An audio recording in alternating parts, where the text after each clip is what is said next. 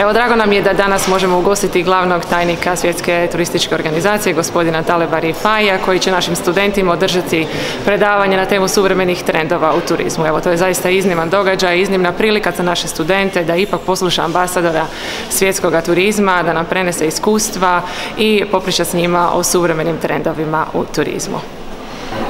Every time I have the opportunity to visit a new place, I make a point to be able to meet with the students, the future leaders and professionals of the travel and tourism industry.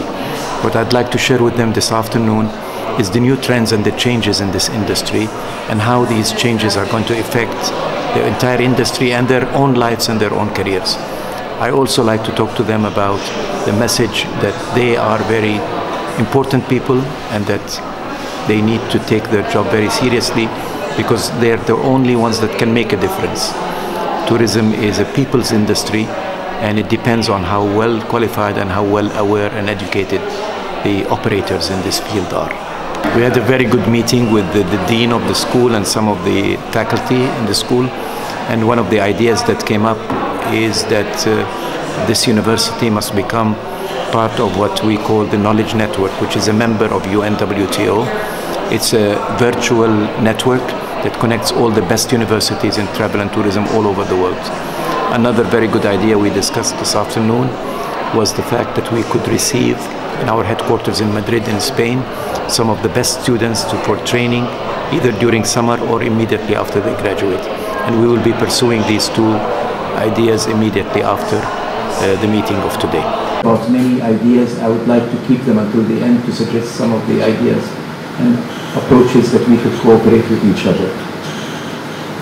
I personally have spent a big amount of my life in universities. That's why I feel very special when I have the opportunity to go back and interact with wonderful students like yours. The topic I want to talk about today has a lot to do with understanding the career that you are going to be embarking on very soon, I hope. Travel and tourism. What is travel and tourism?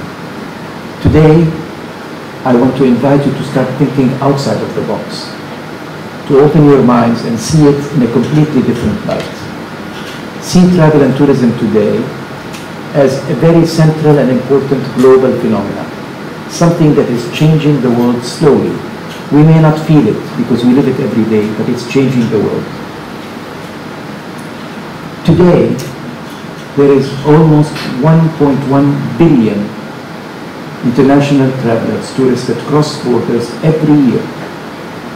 In the year 2014, there was 1,135 million. So it's 1.135 billion international travelers in one single year. This means that 1 out of 7 of the people of the world, almost, makes an international trip every year outside of their country and spend at least one night there. This is a totally new phenomenon in the lives of people. It's changing people's lives, and it's continuing to grow even in an exceptional way. I give you an example. The last 5 years, the world state of affairs has not been the best. The world economy is not in the best shape. You only need to look at it, hear the news every morning to see how many problems are happening all over the world, politically, geopolitically, and everything that is turning the world upside down. Health pandemics. Africa was struck last year with one of the most devastating health pandemics that one can think about. Natural disasters. Yet, in spite of all this, in the last 5 years, continuously, tourism continued to grow between 4.5% to 5% every year, against all odds, which tells you that tourism has gotten out of its restrictions and people are going to continue to travel no matter what, because it has become part of their lifestyle, part of their culture. We even start thinking about it now as part of a human right. People feel it's their right to travel, their right to enjoy their life, their right to see other places. It's their right to learn, right to do business. This is a new phenomenon that has never been there before. Why am I saying this? Because if we only compare this to how it was a little bit over 60 years ago, Our data start from 1950. Actually, they start 1945 after the Second World War.